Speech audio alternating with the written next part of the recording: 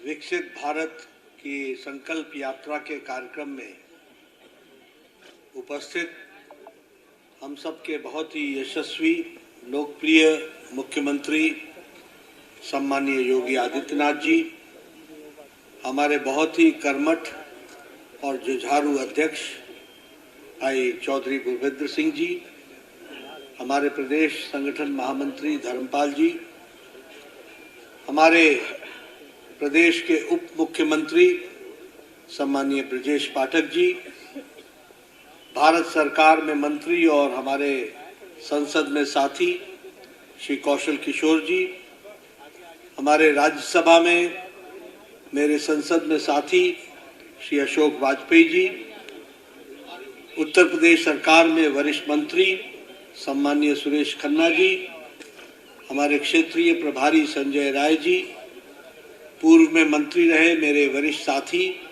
महेंद्र सिंह जी, महानगर के अध्यक्ष आनंद द्विवेदी जी, उपस्थित सभी सांसद, विधायक, हमारे विधान परिषद के सदस्य, सम्मानित मंच और इतनी बड़ी संख्या में विकसित भारत संकल्प यात्रा में आए हुए देवी और सज्जनों और मीडिया के मेरे साथी, प्रिंट मीडिया और इलेक्ट्रॉनिक मीडिया के मेरे साथी, अभी अभी योगी आदित्यनाथ जी ने, हमारे मुख्यमंत्री जी ने विकसित भारत संकल्प यात्रा के बारे में आपको बहुत गहराई में और बहुत अच्छे तरीके से उन्होंने इस यात्रा के मंतव्य को आप सबके सामने रखा है। हम सब जानते हैं कि आदरणीय प्रधानमंत्री जी ने भगवान बिरसा मुंडा जी के जन्मदिन पर 15 नवंबर को झारखंड में रांची में खूंटी उस स्थान से इस विकसित भारत संकल्प यात्रा का प्रारंभ किया था। यह यात्रा लगभग 2.5 लाख पंचायतों से और लगभग 3,600 नगर निगम, नगर पालिका और नगर पंचायत, इन सब से होते हुए ये यात्रा 26 जनवरी से पहले ये यात्रा समाप्त होगी और इन सभी 2.5 लाख पंचायतों में और 3,600 हमारे नगर पंचायतों में, नगर निगम में ये यात्रा होकर के आएगी। इसका उद्देश्य अभी योगी आदित्यनाथ जी ने आपको बताया। इसका उद्देश्य है कि कोई भी लाभार्थी छूट न जाए। जिनको हमने लाभ पहुंचाया है वह लाभ उस तक पहुंचे और लाभ पहुंचने में उसको कोई कठिनाई नहीं आए। इसलिए सरकार उसके द्वार, सरकार उसके पंचायत, सरकार उसके निगम में, सरकार उसके वार्ड में पहुंचकर उसको याद कराए कि यह सुविधा तुमको मिलनी है और तुम इससे वंचित न रह जाओ। इस बात को करने के लिए विकसित संकल्प यात्रा।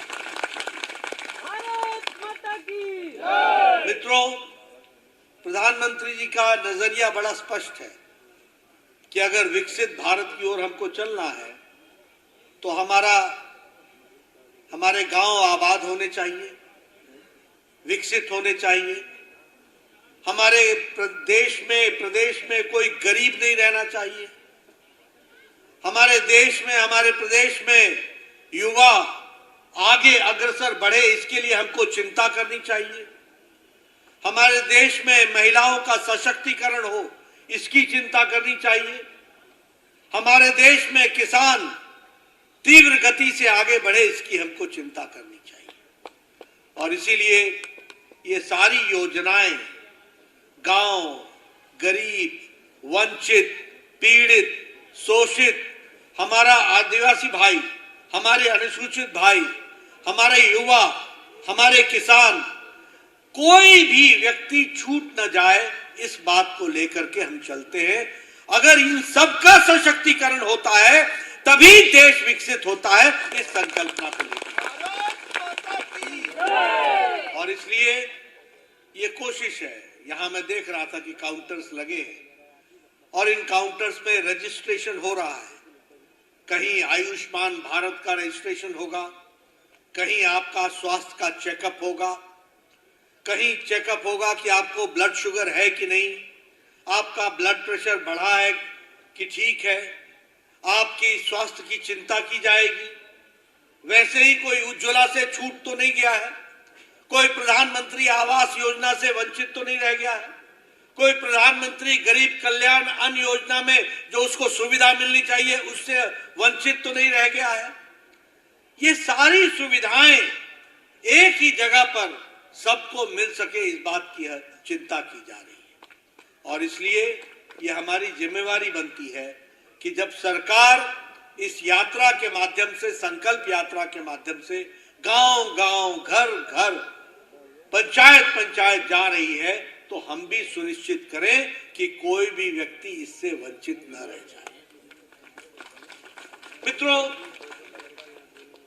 मन में इच्छा होती है इसलिए आपसे चर्चा कर रहा हूं। जो मिल जाता है ना, उसकी कद्र कम होती है, हमें ध्यान में नहीं रहता। और इसीलिए मैं हमेशा सब लोगों को कहता हूं कि उजाले को जानना हो तो पहले अंधेरे को पहचानो, तभी उजाले का महत्व समझोगे।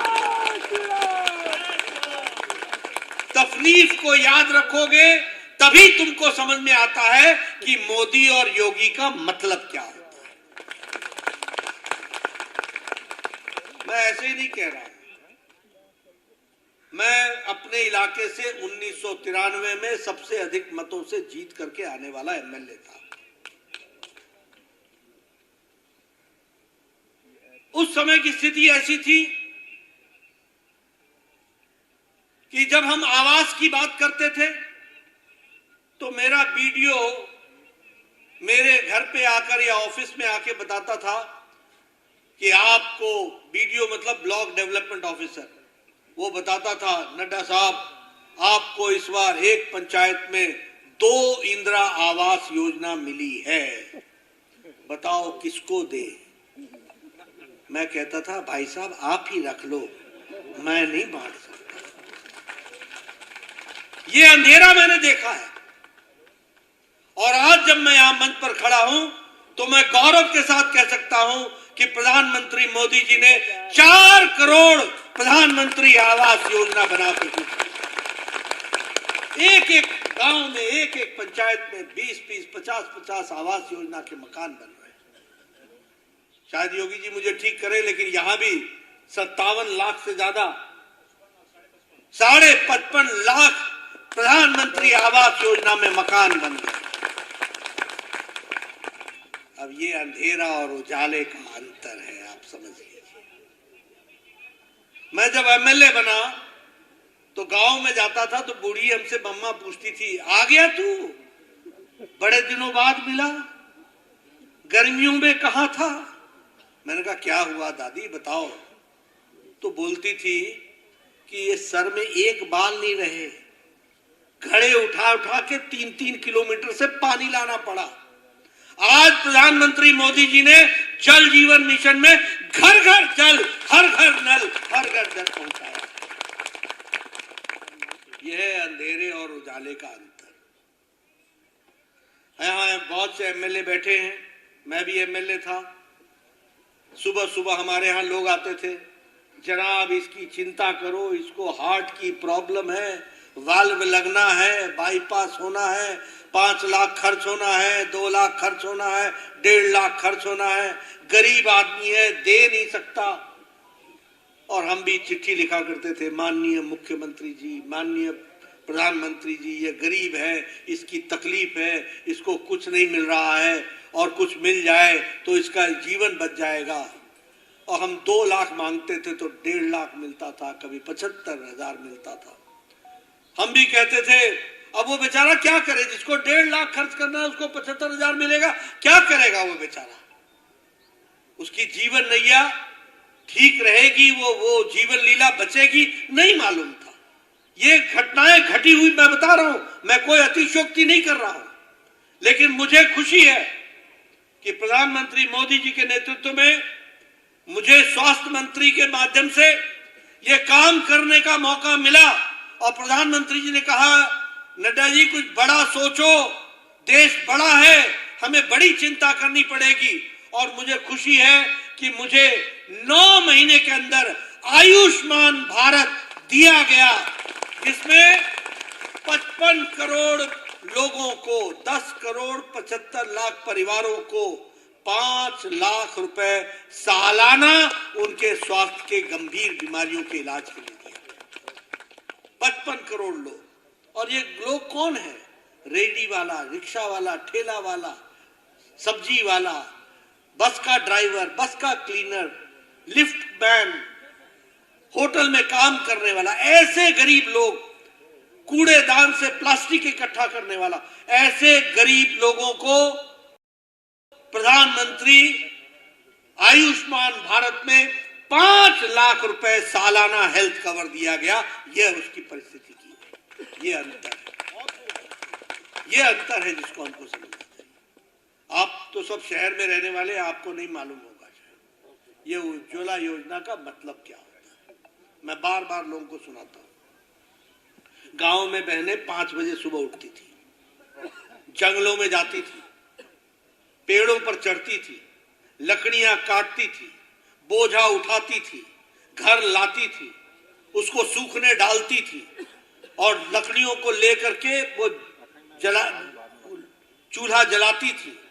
और हमारे यहाँ उसको फूकनी बोलते हैं, आपके यहाँ भी पता नहीं क्या बोलते हो, अब तो भूल गए लोग वो फूकनी भी, फूकनी बोलते हैं, फूक, उससे फूकती थी। 200 सिगरेट का लगभग धुआं दिन भर में लेती थी, आंखों में पानी आ जाता था, तब जाकर के घर में चाय बनती थी। यह परिस्थिति थी। आज 9.5 करोड़ बहनों को लाइटर से, कटक से जलाइए, गैस जलाइए, 5 मिनट में चाय पिलाइए, आधे घंटे में भोजन कराइए, परिवार को सुखी रखिए। यह परिस्थिति आपको,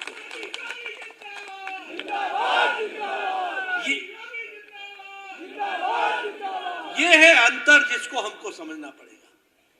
प्रधानमंत्री गरीब कल्याण अन्न योजना, बोलो राशन की चोरी होती थी कि नहीं होती थी? बोलो होती थी कि नहीं होती थी?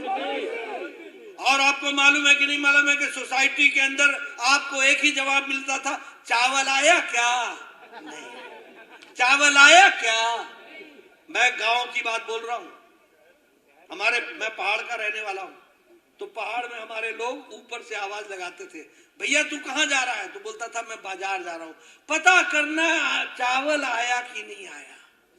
आज मोदी जी ने 80 करोड़ की जनता को 5 किलो गेहूं, 5 किलो चावल, 1 किलो दाल हर महीने उनके घर में पहुंचाने का काम किया। यह है अंतर, यह है अंतर, यह हमको समझना पड़ेगा। और उत्तर प्रदेश में योगी जी ने बखूबी इसको इंप्लीमेंट करके दिया है, यह भी हमको ध्यान रखना। इसलिए सही नेतृत्व का क्या अंतर पड़ता है ये समझो। आज 13.5 करोड़ लोग, मैं नहीं बोल रहा हूं, इंटरनेशनल मॉनेटरी फंड IMF वो बोल रही है कि भारत की गरीबी 13 करोड़ 50 लाख लोग गरीबी की रेखा से ऊपर उठ गए हैं, वो ऊपर हो गए, APL में आ गए। ये IMF बोल रही है कि अति गरीबी 1% से भी कम हो गई, 1% से भी कम हो गई। ये बदलता भारत, ये आगे बढ़ता भारत, ये उजाले की तरफ बढ़ने वाला भारत, ये आज आकर के खड़ा हुआ है। मैं एक और अपने MLA के दिनों की कहानी सुना दूं। मेरे इलाके में, पहाड़ी इलाके में पैदल चलना पड़ता था, तो मेरे से कई बार पूछते थे लोग कि आप जीप से ऊपर से आएंगे या नीचे से आएंगे? तो मैं उनको बोलता था कहीं से भी आएंगे, आगे तो पैदल ही आना पड़ेगा, क्योंकि पहाड़ों में कोई सड़कें नहीं थी। लेकिन प्रधानमंत्री ग्रामीण सड़क योजना ने आज उत्तर प्रदेश की मुझे संख्या नहीं मालूम, लेकिन मैं ये दावे के साथ कहता हूं 1 लाख किलोमीटर से ज्यादा प्रधानमंत्री ग्रामीण सड़क योजना में सड़कें बनी। बोलिए गांव-गांव सड़क पहुंची है कि नहीं पहुंची है? पक्की सड़क पहुंची है कि नहीं पहुंची है? ये अंतर आया है। ऐसे ही मेरे को थोड़ा याद आता है इसलिए मैं बताता हूँ। पहले जब शादियां होती थी ना तो बारात जाती थी तो उसकी तैयारी करनी पड़ती थी, कैसे जाएगी, कौन इनका सामान उठाएगा, गांव से गांव कैसे पहुंचेगा। मैं ठीक बोल रहा हूँ कि नहीं बोल रहा हूँ? ऐसे ही होता था। सबके बिस्तरे जाते थे, व्यवस्थाएं जाती थी और बहुत से व्यवस्थाओं के साथ आप जाते थे। आजकल आप एक दिन में 3-3, 4-4 शादियां अटेंड करते हो, गाड़ी को ऐसे स्विच ऑन करते हो और बोलते बस मैं रात को तो घर पहुंचूंगा। 4 शादियां अटेंड करके घर पहुंचते हो, ये प्रधानमंत्री ग्रामीण सड़क योजना की देन है। गांव गांव घूम के वापस तुम अपने घर आते हो, ये हमको समझना चाहिए। अब हमारी जिम्मेवारी क्या है? हम कार्यकर्ताओं से कहते हैं कोई व्यक्ति इससे वंचित न रह जाए। देखिए बेचारा गरीब वो काउंटर पर खड़ा होने से भी डरता है, उसको लगता है पता नहीं क्या मांगा जाएगा। मैं जब आयुष्मान भारत के पहले जो लाभार्थी से मिलने गया हॉस्पिटल में, मैंने कहा तेरा ऑपरेशन हो गया, कैसा महसूस हो रहा है? तो वो बेचारा बोल नहीं पाया, फूट फूट के रोने लगा, उसके हाथ कांप रहे थे। मैंने वो दृश्य देखा। गोरखपुर में हम और योगी जी आपके निवेदन पर मैं गोरखपुर में था, आपने देखा होगा वो बहन प्रधानमंत्री आवास योजना के बारे में चर्चा करने में अपनी बात पूरी नहीं कर पाई, उसका गला रुंध गया, वो रोने लगी। यह परिस्थिति आकर के देखिए। इसलिए हम समझो कि हमारी जिम्मेवारी कितनी बड़ी है।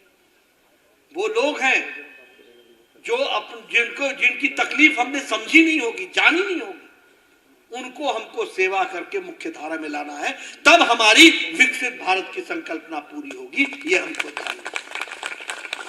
और इसीलिए ये जो कार्यक्रम प्रधानमंत्री मोदी जी ने चलाया है, विकसित भारत संकल्प यात्रा, इसमें हमने अपने आप को समावेश करना है। ये मेरा कार्यकर्ताओं से निवेदन है। मैं योगी जी को धन्यवाद भी देना चाहता हूं और बधाई भी देना चाहता हूं। वो बहुत अच्छे से इस सारे कार्यक्रम को मॉनिटर कर रहे हैं। मैं सभी उप मुख्यमंत्री और मंत्रियों को और विधायकों को भी मैं धन्यवाद देना चाहता हूं। योगी जी वीडियो कॉन्फ्रेंस के माध्यम से, प्रधानमंत्री जी वीडियो कॉन्फ्रेंस के माध्यम से तो कर रहे ही हैं, सारे देश में, पूरे देश में सबको जोड़ रहे हैं। लेकिन यहां पर उत्तर प्रदेश में भी आपने 57,000 ही पंचायतें, 57,000 पंचायतों को और 762-63 नगर निकाय के सबको जोड़ने के काम का वीडियो कॉन्फ्रेंस खुद आप कर रहे हैं। इसके लिए भी मैं आपको बधाई देता हूं और इस काम को आगे देता हूं। अंत में मैं मित्रों एक बात जरूर कहना चाहता हूं कि देखिए परिस्थिति ये भी रही है कि जब प्यासा था तो पानी नहीं था, और जहां पानी था वहां प्यासा नहीं पहुंचा। आज आप सब लोग बड़े भाग्यशाली हैं कि जहां पानी है वहां प्यासा को पहुंचाया जा रहा है और उसकी प्यास बुझाई जा रही है। और यह पुण्य काम करने का आपको भी सौभाग्य मिल रहा है। कृपया आप इसमें अपने आप को जोड़िए, यही आपसे कहना है। बहुत बहुत धन्यवाद, आपने मेरी बात सुनी। बहुत बहुत धन्यवाद माननीय राष्ट्रीय अध्यक्ष जी। हम सब कार्यकर्ता आपको विश्वास दिलाते हैं कि पूरे मनोयोग और सेवा। हमारे देश को आजाद हुए 76 साल हो